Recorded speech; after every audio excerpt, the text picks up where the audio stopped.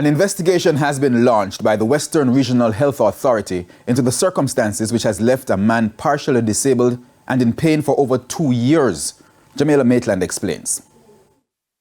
2 years of agonizing pain, 2 years of surviving, 2 years of losing hope. But Raymond Jones is fearful it could be 2 years too late for his arm, following several postponed surgeries by the Savalamar Hospital in Westmoreland. See it? Can't go further than this. If you reach to me, me hold up me like this. See it? Me feeling pain. Now if you hold up me like this. Like, if you beard, see it? You have to use this hand and... Mr. Jones explained he was hospitalized in April 2021. His right arm was almost ripped from his shoulder. And so, when he was told by doctors that he needed to purchase pins costing $75,000 to regain functionality in his arm, he scraped up the money and bought them in July that same year. But 2 years, 4 admission dates, 3 packed knapsacks and several priors later, Mr. Jones has yet to undergo surgery. The reason? Not enough beds at the Savalamar Hospital.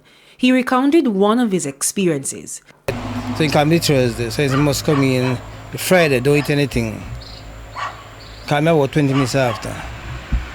Don't really come, then have as much spin. So just like that, they have me around. We went on a surgery, they sent me out back, sent me back to clinic. Last year, 31st of August. But Mr. Jones revealed that the delays have caused him emotional distress. He worked in construction up to the day of the accident, but has not been able to work since. He's lost mobility in his arm. It's why he's depending on the surgery to begin to live again. Up to Saturday, if my hand is fixed, I could get a job. A gentleman say, line out a building, can't get nobody if dig a foundation. Tie steel, lay block. Surgeries like the one Mr. Jones is waiting on are deemed non-life-threatening.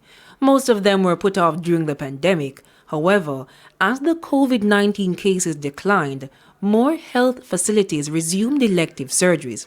But for Chairman of the Western Regional Health Authority, Eric Clark, the wait time is still alarming. I'm a little shocked at that report because there is no way we should have any 2-year waiting list. Yes, there are many issues that sometimes you schedule a surgery, you have to reschedule it. Some of them being recovery bed space not being available. The operating theatre at Savalamar has had issues. As a matter of fact, the CRM there has been down for 2 months, and just last week we were able to import the battery and get it back going again. But 2 years is a very, very long time. He says an investigation is being conducted into the matter. And as it relates to when Mr. Jones would receive a date for his operation, he wasn't able to say. Jamaica Maitland, TVJ News.